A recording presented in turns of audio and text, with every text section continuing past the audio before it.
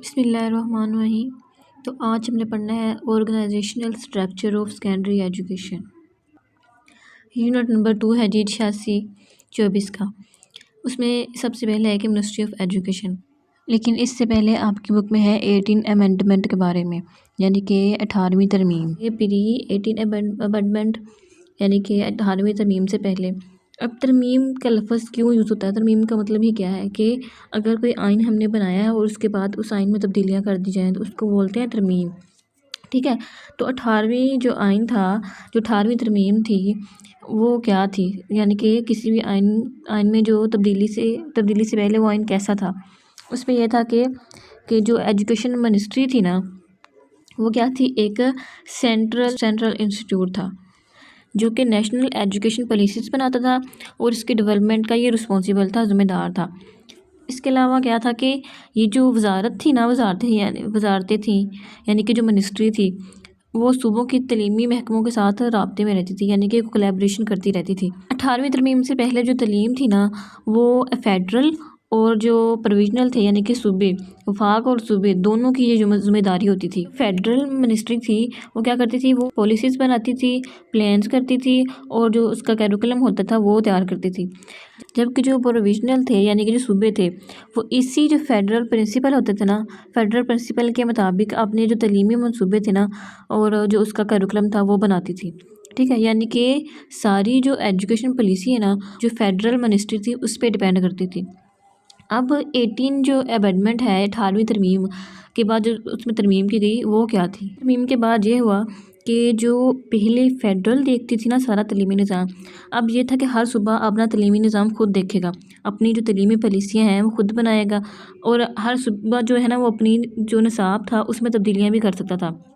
ये जो निज़ाम था, कहते थे कि ये ज़्यादा आज़ादी देता है, लेकिन कुछ लोग कहते थे कि ये एक अच्छा काम है कि हर सूबा जो है वो अपना जो निसाब है खुद वो ऑर्गेनाइज़ कर सकता है, खुद बना सकता है कि जैसे हालात हैं उन हालात के मुताबिक हर सूबा अपना निसाब खुद बनाएगा, तो ये कौमी तरक्की में मामून साबित होगा। और ये इसलिए भी अच्छा था क्योंकि हर जो सूबा है ना, उसका जो एक बजट होता है वो डिफरेंट होता है और हर सूबे की जो इंतज़ामी सलाहियत वो भी मुख्तलिफ होती है, तो इस वजह से इसको अच्छा माना जाता था। यानी कि अब 18वीं तरमीम के बाद के जो तलीम था ना, वो एक सूबाई मामला था, हर सूबा अपनी अपनी तलीम का खुद ज़िम्मेदार था।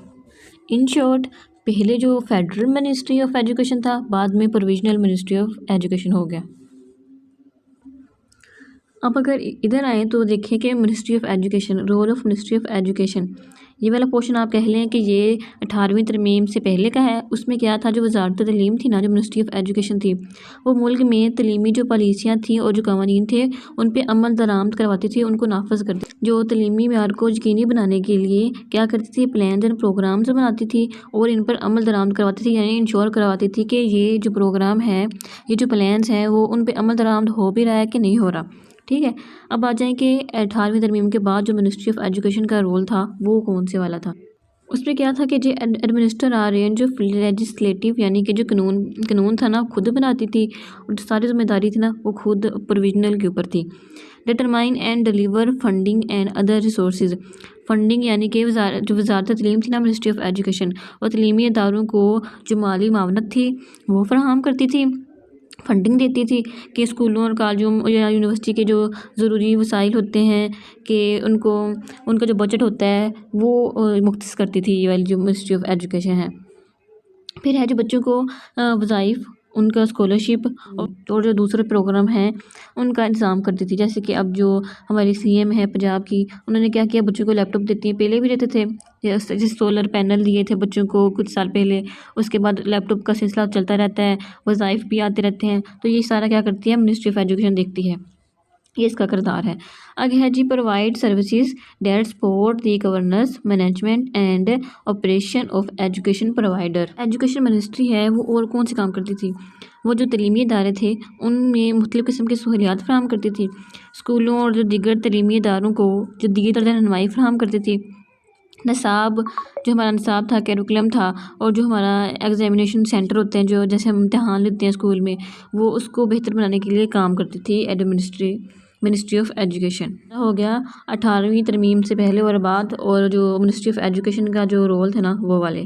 ठीक है, नेक्स्ट है हमारे पास एजुकेशन सेक्रेटेरिएट। एजुकेशन सेक्रेटेरिएट एक तलीमी अदारा है, यानी कि सरकार का, यानी कि गवर्नमेंट का एक अदारा है जो कि तलीम के इंतज़ाम वगैरह देखता है। ये तलीमी जो है पॉलिसीज़ बनाता है और कवानीन बनाता है और उस पर अमल दरामद करवाता है और उसकी निगरानी भी करता है कि आया ये इस पर अमल हो रहा है या नहीं हो रहा। इधर भी यही लिखा हुआ कि responsible for the administration of his secretariat, यानी कि जो उसका अपना सेक्रेटेरिएट होता था ना, उसके इंतज़ामी अमूर का ज़िम्मेदार होता था। इम्प्लीमेंटेशन यानी कि नफाज, जो उस पर अमल दरामद करवाता था, ऑफ गवर्नमेंट डिसीजन, जो हुकूमती फ़ैसले होते थे, and policies related to the education, तलीम से रिलेटेड जो पॉलिसीज़ होती थी उन पे जो अमल दरामद करवाता था, उनके नफाज को यकीनी बनाता था, जो एजुकेशन सेक्रेटेरिएट है। ठीक है, उसके बाद है हमारे पास प्रोविजनल डिपार्टमेंट ऑफ एजुकेशन, यानी कि जो सूबाई अदारे थे ना एजुकेशन के, वो इसको शॉर्ट फॉर्म PED भी बोलते हैं। 18वीं तरमीम के बाद क्या हुआ था कि जो एजुकेशन था ना, वो उसकी सारी ज़िम्मेदारी अब सूबों पे आ गई थी, यानी कि हर सूबे की अब हर सूबा अपना निसाब खुद बना सकता है और अपनी पॉलिसी खुद बना सकता है। ज़िम्मेदारी अब सूबों की है। ठीक है, तो सारी निगरानी अब कौन करता है? ये सूबे करते हैं, ये सारी ज़िम्मेदारी उनकी है। ठीक है, उसके बाद है जी पाकिस्तान एक वफाकी मुल्क है, यानी कि एक फेडरल है, जिसमें 4 सूबे हैं। कौन से? Punjab, Sindh, KPK and Balochistan. यानी कि अब ये चारों सूबे अपने जो तलीमी फ़ैसले हैं वो खुद किया करेंगी। और इसमें यह है कि जो अब फेडरल मिनिस्ट्री ऑफ एजुकेशन है वो सिर्फ फेडरल लेवल पे ही तलीमी मामलात की निगरानी करेगा, या अब उनका सूबों से कोई लेना देना नहीं है। नेक्स्ट है हमारे पास सेक्रेटेरिएट ऑफ एजुकेशन, यानी कि जो तलीमी सेक्रेटेरिएट है, हर सूबा खुद मुख्तार है। ठीक है, वो अपना जो तलीमी निज़ाम है खुद बना रहा है। अब हर सूबे की अलग से सेक्रेटेरिएट होगी, एक अदारा होगा, हुकूमती अदारा होगा। ठीक है, जो कि तलीम से मुतल्लिक जितने भी मामलात हैं ना उनके बारे में इंडिपेंडेंट होगा, ये हम पढ़ चुके हैं। ठीक है, अब तमाम सूबे जो हैं वो महकमा तलीम के मकासद और फ़राइज़ तकरीबन यकसा होते हैं। जो जितने भी सूबे हैं ना, पंजाब, सिंध, KPK, बलूचिस्तान, उनके जो तलीम के मकासद हैं और ये तकरीबन सेम ही होते हैं। ज़ाहिर है तलीम हासिल करना हर किसी पे फ़र्ज़ है, जो फ़राइज़ हैं वो भी सेम ही होते हैं। जो मकामी हालात होते हैं ना, और हर सूबे की अपनी ज़रूरियात होती हैं, वो उनमें कुछ फ़र्क पाया जाता है।